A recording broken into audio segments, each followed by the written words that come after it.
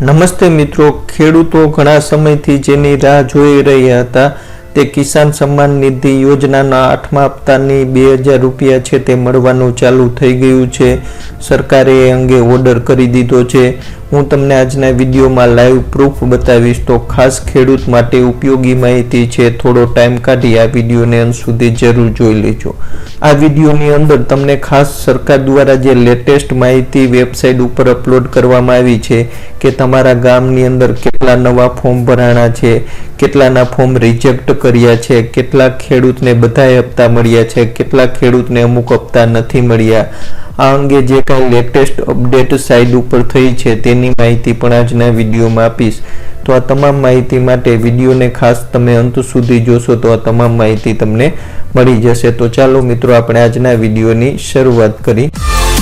મિત્રો, તમને આ વિડીયો પસંદ આવે તો લાઈક કરો, ચેનલને સબસ્ક્રાઇબ કરો અને બેલ આઇકન દબાવી ઓલ ઉપર ક્લિક કરો અમારા વિડીયો સૌથી પહેલા જોવા માટે।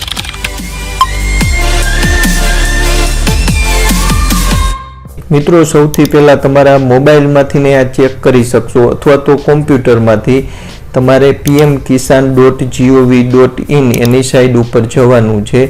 એટલે તમારી સાઇટનો આ રીતનો સામે ઇન્ટરફેસ દેખાય તો તમે સ્ક્રોલ કરી નીચે આવશો તો અહીંયા તમે જોઈ શકો છો। મિત્રો, અહીંયા ત્રણેય હપ્તાની ડિટેલ છે તે આપેલી છે। એપ્રિલ, જુલાઈ 2020-21 કેટલાક ખેડૂતોને હપ્તો મળવાપાત્ર છે તે સંખ્યા પણ લખેલી છે। 10,48,96,278 ખેડૂતને। હવે એની ડિટેલ જોવા માટે અહીંયા તમે જોઈ શકો છો વર્ષ 2021નો ત્રીજો ઇન્સ્ટોલમેન્ટ એટલે ત્રીજો હપ્તો છે। ડેશબોર્ડ છે સામે લખેલું, એના ઉપર તમારે ક્લિક કરવાનું છે એટલે તમારી સામે આ મુજબનું ડેશબોર્ડ છે તે ખુલશે। હવે આની અંદર પીરિયડ વાઇઝ ડેશબોર્ડનો ઓપ્શન છે એના ઉપર ક્લિક કરવાનું છે એટલે તમારી સામે આ મુજબનો એક ઇન્ટરફેસ ખુલશે। અહીંયા તમે જોઈ શકો છો મિત્રો, આ લેટેસ્ટ અપડેટ છે 10/5/2021 એટલે ગઈકાલે જ આ સાઇટ ઉપર જે અપડેટ થયેલી છે તેની અપડેટ છે। અહીંયા નીચે જોશો એટલે અહીંયા તમને કલર વાઇઝ અલગ અલગ મેથડ આપેલી છે। ટોટલ બેનિફિશિયરી છે એ રજિસ્ટર્ડ થયા છે આ કલરના છે એ, પેમેન્ટ સક્સેસફુલ આ કલર હોય તો અને પેમેન્ટ ફેલ્ડ આ કલર હોય તો। હવે અહીંયા તમે એરો લઈ જઈશો એટલે તમને એક મેસેજ દેખાય છે, તમે જોઈ શકો છો 10/5/2021 તારીખ રોજ જેટલા બેનિફિશિયલ રજિસ્ટર્ડ છે તેમાંથી એફટીઓ જનરેટ કેટલાના થઈ ગયા છે એ સંખ્યા પણ અહીંયા આપેલી છે 9,69,16,699।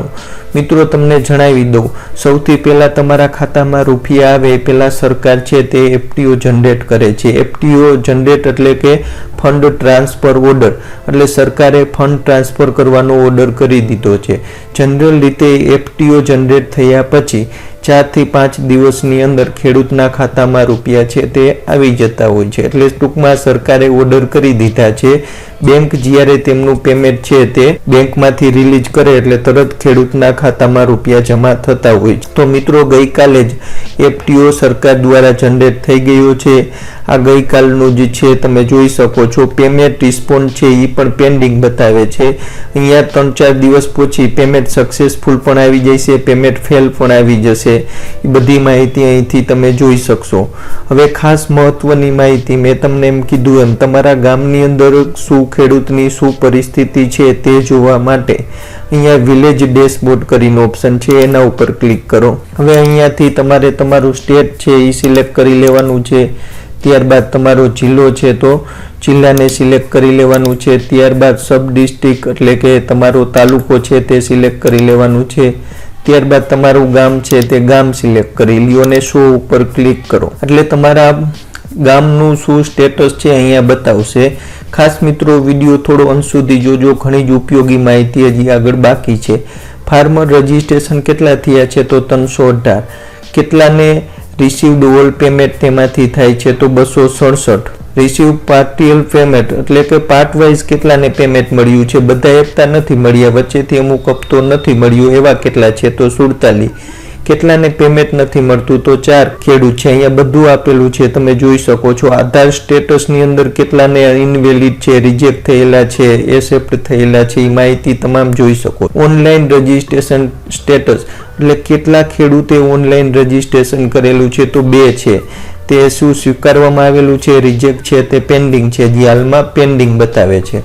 હવે અહીંયા તમે આગળ જશો તો પેમેન્ટ સ્ટેટસનો ઓપ્શન છે, એના ઉપર ક્લિક કરશો તો ખાસ એની અંદર અહીંયા 4 મહત્વના ઓપ્શન આપેલા છે. આ પેલું લિસ્ટ છે, તેની અંદર તમારા ગામની અંદર જે તમામ ખેડૂતને હપ્તા મળ્યા છે, એટલે કે અત્યાર સુધી રજીસ્ટ્રેશન કરાવ્યા પછીના તમામ હપ્તા મળેલા છે, એના નામ આવશે. પછી બીજો ઓપ્શન ટિક કરશો તો રજીસ્ટ્રેશન કરાવેલા પછી તેમનાથી 1 કે 2 હપ્તા ઓછા મળેલા છે, એના નામ આવશે. તમે જોઈ શકો છો. અને 7 હપ્તા પહેલા રજીસ્ટ્રેશન ખેડૂતે કરાવેલું છે, પણ 6 જ હપ્તા છે તે મળ્યા છે. અમને 6 હપ્તા પહેલા રજીસ્ટ્રેશન કરાવેલ છે, 5 હપ્તા મળેલા છે, એવા ખેડૂતના નામ આવશે. પછી રિસીવ નો પેમેન્ટ એના ઉપર ક્લિક કરશો તો એવા ખેડૂતના નામ આવશે કે જેમને હજી સુધી હપ્તો મળેલ નથી, ફોર્મ ભરી દીધું છે અને એનું કારણ શું છે એ પણ અહીંયા દર્શાવેલું છે, તમે જોઈ શકો છો. Reject by bank as per bank account number is invalid, એટલે એમનો ખાતા નંબર છે ઇનવેલિડ છે.